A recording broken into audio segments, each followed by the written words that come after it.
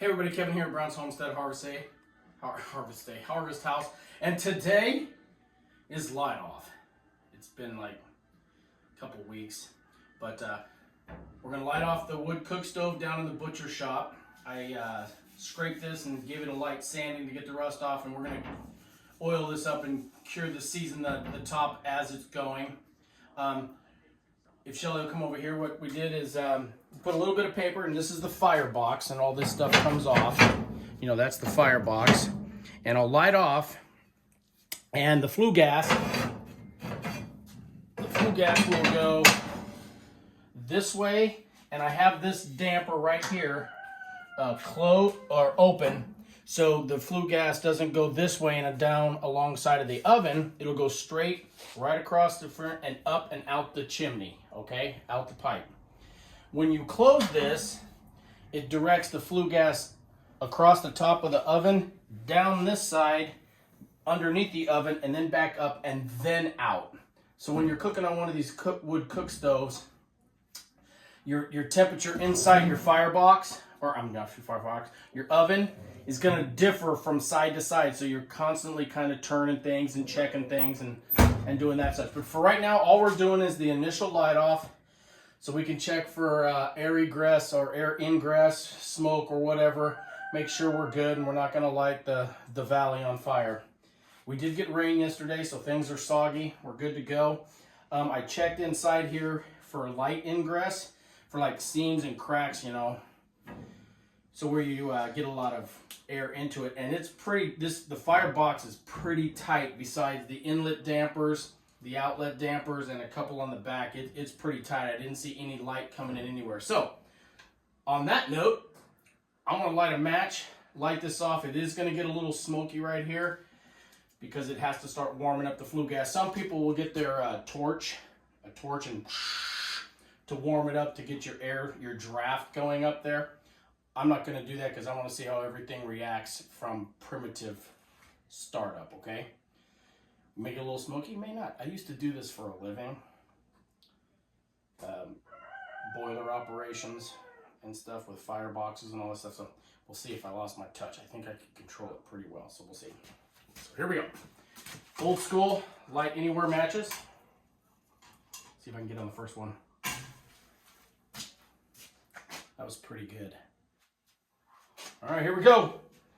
Shelly, get ready to get the water hose down here in case we... Come on, let's go, baby. Oh, here we go.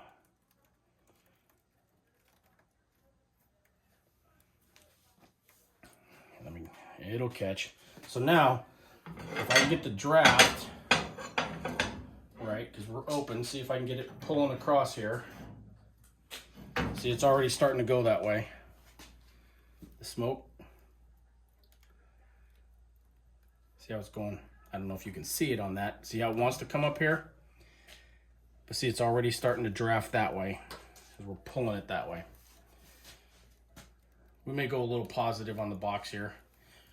We'll see here. Let me see if I can get it tilted this way. Here we go. There we go. Going a little positive. That's all right.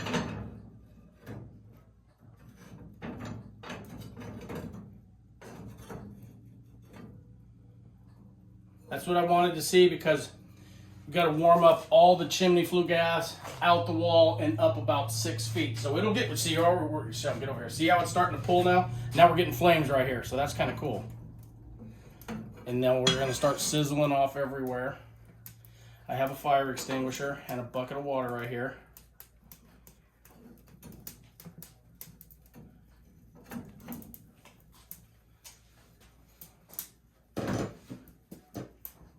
I like the smell of smoke though.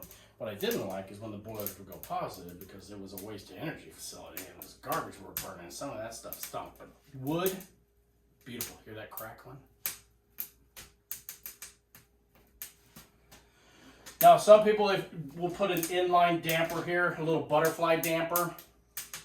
I'm gonna cycle it with just my oven damper for my outlet control and my inlet over here if Shelly will come around here. Here's this switch and see the damper. This is air inlet, your under fire air. So what I'll do is you can open them up all the way, or you go to the left and you can start closing it down so it'll restrict the airflow to go in there to control your firebox. So under fire air and then the over fire air. But right now I'm gonna leave it right about here. I'm gonna go outside and check the chimney. Let's go outside real quick, Chef. One spot right there. It will once it gets going though. Okay, we're gonna go outside, see what we're coming out the top of the stack here. It should be beautiful. It's beautiful. Shelly, I don't go around that way, man. You film. Oh yeah, we're coming out nice, Mom. Perfect, Shell. Look at that.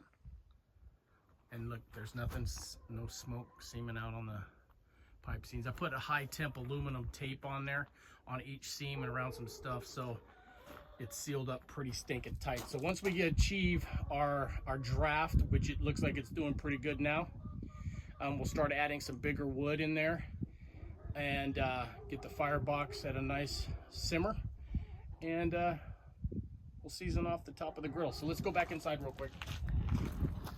What time are we at, Chef? 6:18. Okay. See, now we're not, see, Chef? We're not smoking. So what we'll do, use your tool, your griddle lift tool, and this thing's probably doing pretty good. Come over here, Chef. Okay. So there's your fire. It's not coming up here because we're pulling that way. So then you can just add maybe a little smaller pieces, but